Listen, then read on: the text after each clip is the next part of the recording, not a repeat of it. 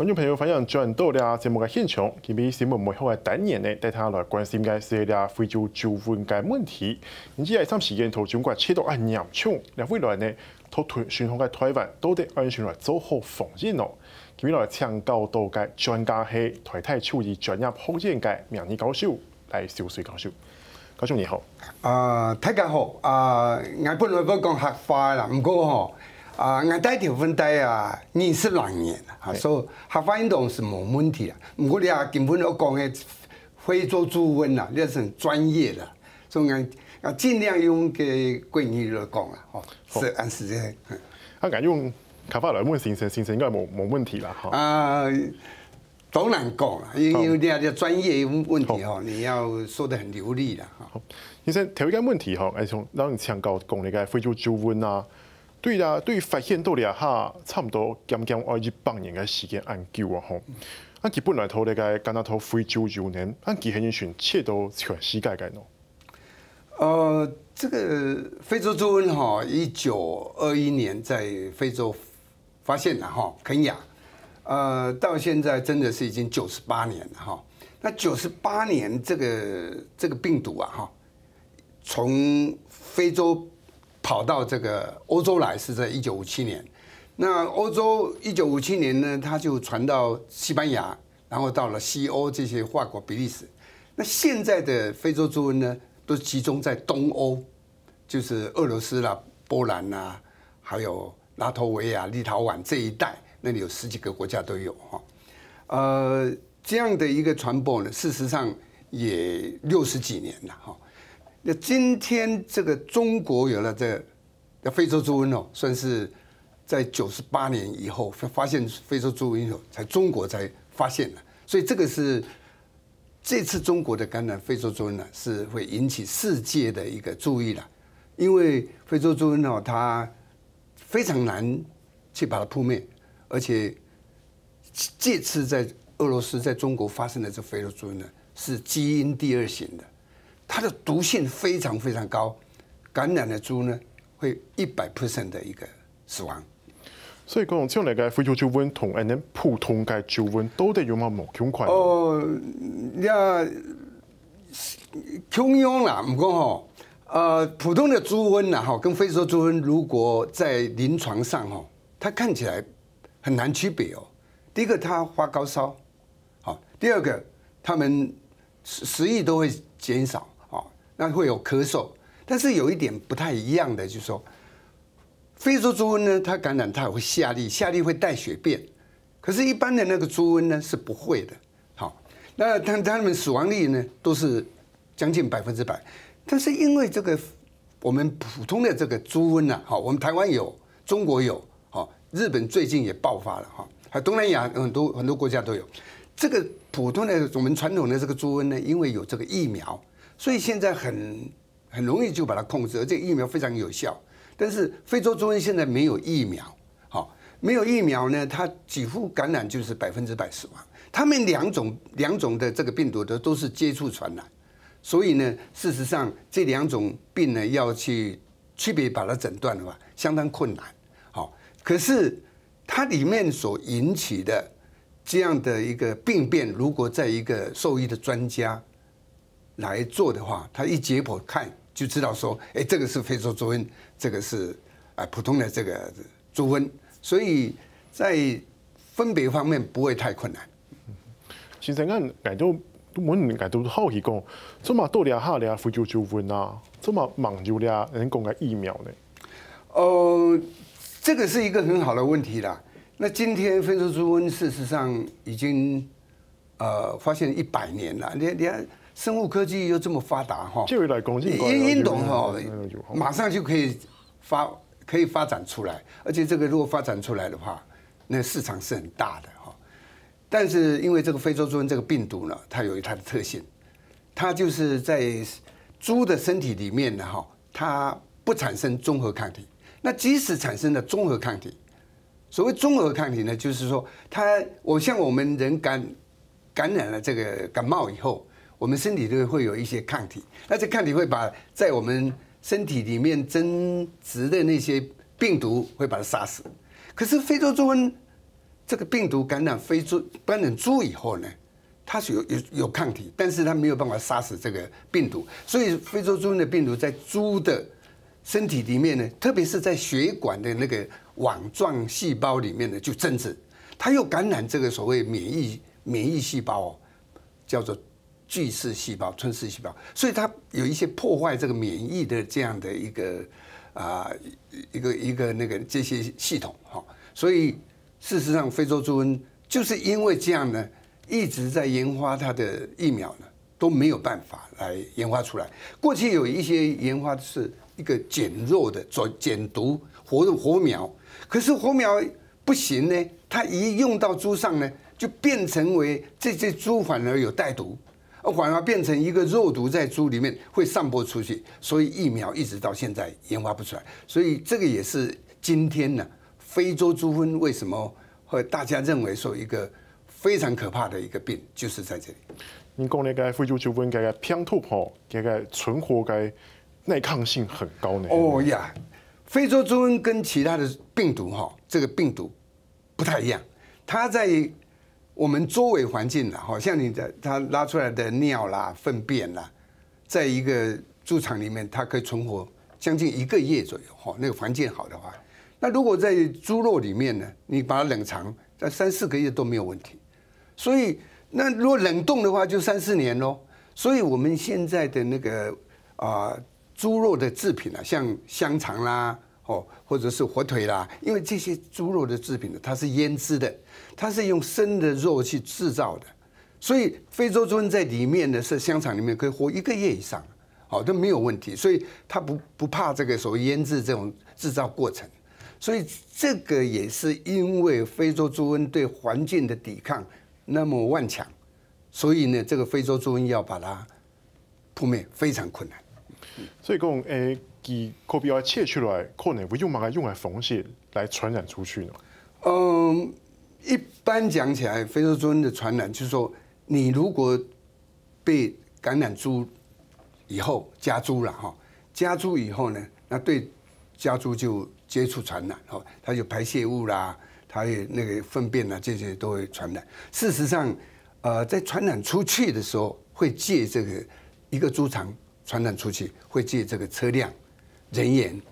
还有你这个把猪运出去，那这个都会把病毒散播在这个环境里面。那你到了另外一个猪场，你会把它传播出去。那这个非洲猪瘟呢，在像欧洲、非洲这个地方，因为他们这些国家呢，它有很多的野猪，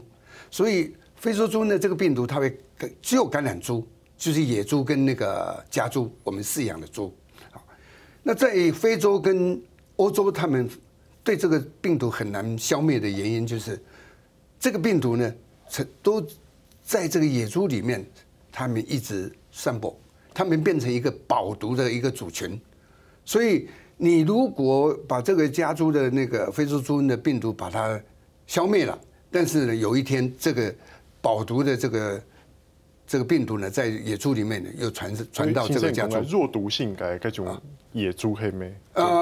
野猪是保毒以后，它会比较弱毒，但是它如果过去也是强毒，但是后来在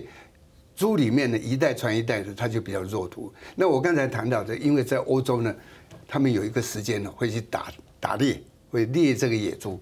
所以那个时间呢，因为猎人他猎到了野猪以后呢，他就扛回来啊，他要吃这个肉啊，所以这个也是一个管道，在欧洲呢，它或者非洲呢，它传播这个非洲猪瘟的一个管道。那这个非洲猪瘟到了这个家猪以后呢，事实上，它在家猪里面，猪也是一个保毒的哦。你如果感染久了以后呢，就会久。现在譬如说了，我们非洲这个1921年传到葡萄牙，1957年以后，在西班牙1960年，那这些刚刚到欧洲、葡萄牙还有西班牙的时候，这个毒也是非常强的啊。但是经过了这个10-20年、好几十年以后，这个毒都转弱了。都转弱了。像先生，你听讲到那个，像西班牙普通话本来是血州嘅泰国嘛，吼，啊，今年对抗那个非洲猪瘟，没用了3、4、7年呢，今都得黑人群来做那个防疫嘅。西班牙得到非洲猪瘟是1960年了哈，1960年那个时候根本也不晓得是非洲猪瘟是怎么样的一个东西，而且对这个也没有方法去，也不知道什么方法去处理。真正的西班牙对非洲猪瘟，因为他们没有钱嘛，是在1980年的时候，欧盟补助了西班牙，要把非洲猪瘟把它扑灭，否则的话它会传播到其他的欧洲国家、欧盟国家去嘛，葡萄牙也是一样，所以他们1980年的时候有大量补助，那个时候又发展了所谓这个诊断的技术，那这样配合这个中央地方来把这个想要把这个非洲猪瘟把它扑灭，不要再传播出去，这样的话，事实上这个计划呢，到了1990年的时候，那钱就补助很多，那就扑杀了蛮多的猪。所以西班牙用这种方式才能够把这个非洲猪瘟把它扑灭，那是在1995年，花了34年，但是34年应该讲了，它严格在执行的时候，差不多有10几年了，所以要破灭这个非洲猪瘟的病毒是不容易的，特别在西班牙跟葡萄牙在经过了20-30年以后，它的毒力都减弱了，它没有办法。像现在中国发生的非洲猪瘟，它毒力很强啊！哪里发生我们马上知道，那个时候已经没办法了，所以它靠了很多的这个技术呢，去调查这个周围的猪呢有没有感染，用血清去调查，然后这样扑灭的才会花了那么久的一个时间。所以讲主要给人做嘅那个扑杀，韩国那个人工嘅移动管制做嘅动作。非洲猪瘟那世界动物卫生组织有一个标准的程序叫 SOP 嘛你感染的一个猪场一定要把它很快的就把它扑杀，而且这些扑杀的猪呢也不能移动出去，要在当地掩埋或者是在那里把它烧毁这个是对感染猪场来讲那最重要的就是在这感染猪场的周围3到5公里。甚至于更广，看看它的那个感染的一个情况，那些猪都不能移动。这不能移动，可能要2个礼拜以上，或者是甚至于到1个月。那没有任何的疫情发生的时候，你才可以移动。所以这个是标准的叫做扑灭这个非洲猪瘟的 SOP。好，罗赖先生。但是你比上半场内容，下半场呢继续来关心，怎么中国会切到按严重，还有台湾嘅防疫都得完全做讲好呢？你看一下，我继续来关心。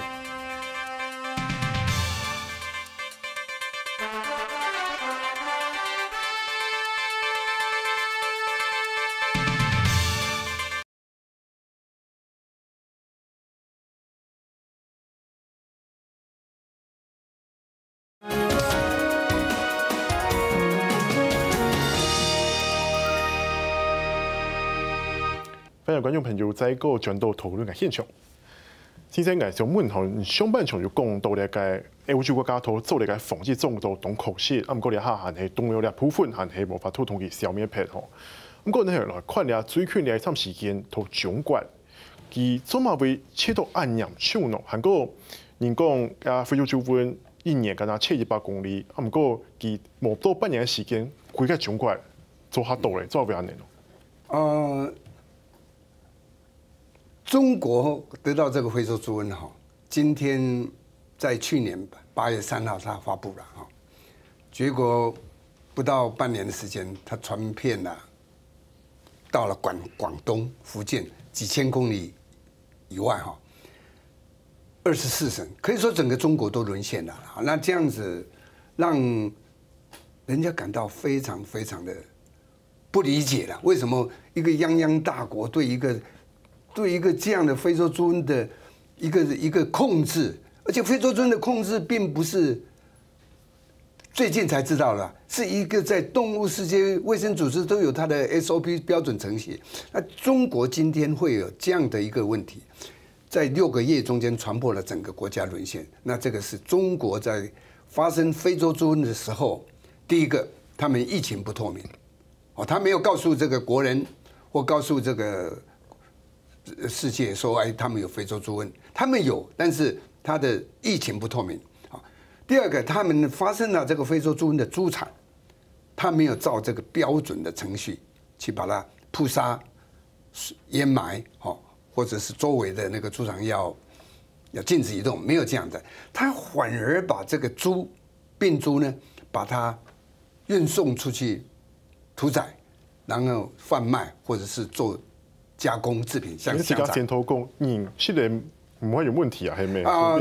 中国更是糟糕，他们用政府的那个国家的力量，用那个广播说，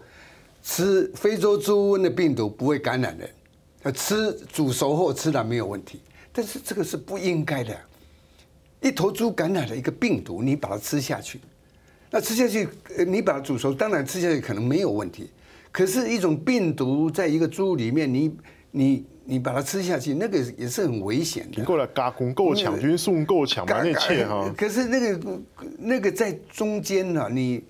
运送啦、屠宰都会污染，所以中国的非洲猪瘟为什么会散播的那么快？那么快，就是因为他们的感染猪运送，而且中国养猪是非常特殊的，他们都是一条龙的，他养猪又有屠宰场，所以他的猪可能运送好几百公里以外，所以那感染的猪这样一运输的话，就差不多全部都污染了，环境都污染了。那第二个，他的疫情不透明，没有告诉他国内的这些养猪场，如果他有疫情很透明，告诉中国国内的这些养猪业者呢，中国国内养猪业他可以做自卫防疫啊。非洲猪瘟是一个接触感染的一个疾病，所以他如果把他的猪场环境的卫生管理好，他的车辆出入都把它消毒，他人员出入都消毒，他要感染非洲猪瘟是不容易的。但是中国很多人养猪他不知道啊。他不知道他这个非洲猪瘟在发生了有这么严重啊！你看他到了现在，他说他扑杀只有80万头，那怎么可能嘛？24省都沦陷了，我们一个省，我们不要讲多少了，50万头多少也要1000多万头啦。那我是用专业的来推测哈，中国可能已经有数千万头的猪遭到感染扑杀了，算失控了哈。失控了，完全失控了。好，那这个失控呢？所以你看，我们可以了解嘛？为什么我们金门有飘来这个死猪？那这表示它这个整个非洲猪瘟失控以后呢，有些养猪场靠近我们在海岸的养猪场，它没有办法处理这些死猪啊，那政府也没有办法处理这死猪，所以呢，他把这个死猪就丢到海里面，那比较容易啊。所以这个死猪呢，会不会再飘来我们不知道，但是我可以这么讲，那海岸边的那些养猪场可能都已经感染死掉了，所以死猪会不会再飘来，我们不清楚，可能已经没有猪可以飘来了。所以中国这样的处理，现在中国养猪业者面临到非常大的一个冲击。中国有多少呢？有8000万户的养猪户哦，它有4亿3000多万头。那这个8000多万户的养猪户呢，这些养猪户呢，事实上呢，慢慢的都会受到这个非洲猪瘟的一个感染。为什么呢？因为没有疫苗嘛，没有治疗方法嘛，那你疫情又不透明嘛，那你又把猪运来运去嘛，那这样的当然不会说一天就感染了哈。我讲一个例子的，这个非洲猪瘟的一个可怕是怎么样？像譬如说一个猪场100头，它里面有1、2头发生了。这个100头大概1个礼拜里面就死光了，因为没有疫苗，没有什么东西可以治理。如果是1000头的话，可能1个月内差不多都感染死掉了。如果是1万头的猪的话，可能2个月就会感染死掉。因为这样的话呢，虽然说你给它消毒啦、做啦这些防疫的工作，但是没有办法，因为那个整个猪场的那个环境被污染了，所以这些猪都会感染。所以这样的一个处理呢，中国哈，如果现在不遵照这个世界动物卫生组织这个处理非洲猪瘟的标准程序去做的话，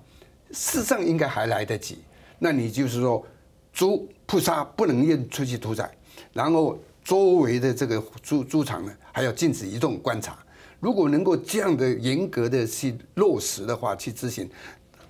它会缓慢这些非洲猪瘟的扩散。否则的话呢，我推测啦，可能在1年内或1年多一点点，中国这些4亿3千多万的猪呢，都会受到感染，受到威胁。中国人呢，是以吃猪肉为主的，一个人1年吃40公斤呢，将近40公斤，2个人就要吃掉1头的猪啊。那中国4亿3千多万的猪本来就不够了嘛，那还要进口这个猪肉啊。好，那你现在如果说这个非洲猪瘟哦，在中国这样的蔓延失控的话，在2019年是猪年呐，猪是代表财富，我想很多的这个养猪业者还有相关的一个企业、屠宰场、饲料厂什么的，都会破产倒闭。先生，我问一下哦，你睇中國嘅疫情算唔聽講評估係失控咧？啊，對人台灣來講呢，你睇下沒關係就做防疫咧，包括也是就飄過來了後吼，你睇頭海關可能針對嚟個中國來個有個人客吼，會做嚟個3道的檢疫啦，對嚟個登機門到嚟個。在海關都嚟個行李檢查吼，個3道檢疫，你吃到講像安尼，你下講話100%安尼個檢疫，安尼就辣冇？當然，因為防疫沒有100%了，哦，防疫，我們可以現在看嘛，你看現在鄰國蒙古國也感染了，哦，蒙古國在它的北邊嘛，聽說啊，東南亞有一個非常大的養豬國也感染了，但是他們沒有像世界動物衛生組織呈報。台灣現在把這個非洲豬瘟的防疫升到這個國安層級，這是對的啦，哈。你看海關這樣的嚴格在查緝，那查緝以後罰款提高這麼高，但是還有這麼多人攜帶這個中國的製肉製品進來，那有海岸的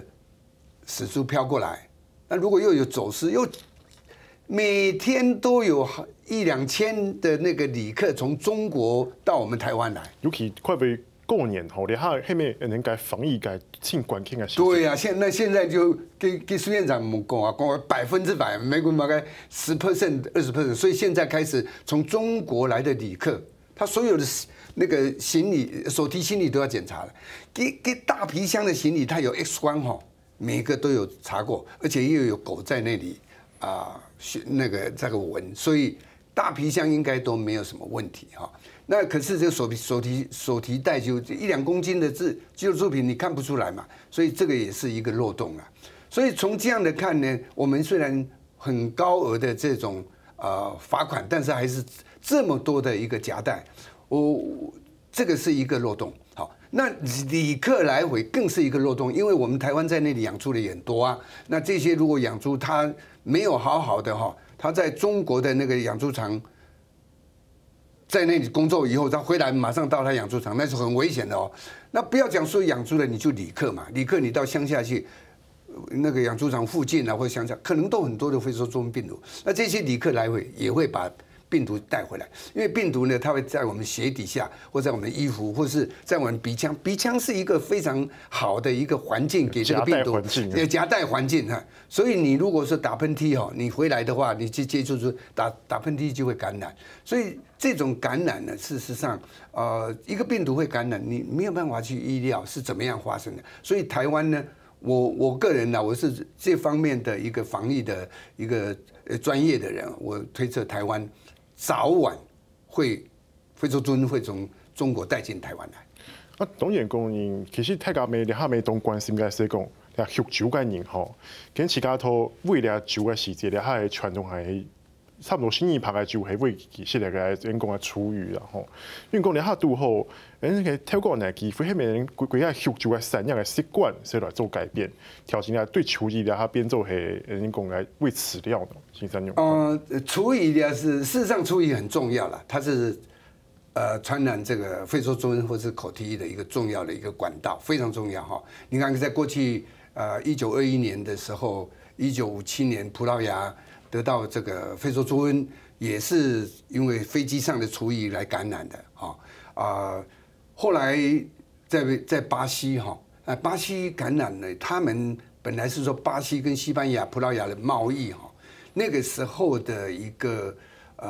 是认为是贸易旅客啦，或者是其他的物品这样，事实上。后来调查也是有厨余的一个问题，所以厨余来传播这个非洲猪瘟啊，或者是口蹄疫，这个是没有错的，非常重要的一个，是最直接的管道。特别是说你这从中国夹带进来的这个猪肉的制品啦，好，那你直接进入厨余，那就喂猪，那就会感染哈。但是厨余如果能够把它加热，加热以后再喂猪，那就没有问题了。那现在台湾有面临一个很大的一个问题，就防疫方面的漏洞嘛。现在经过农委会他的调查他说有357场他有经过高热把它蒸煮再喂猪的，这个占了差不多36万头了。那总个厨余的养猪可能有65万头，占了差不多12%左右嘛那其他还有30几万头，有1155户了，这些都是比较小户的。那是200-300头的，所以要逼他们转型吗？不，但这些就是都没有高温加热，然后那这个应该讲起来，政府要有非常强烈的手段，逼他们在短时间里面。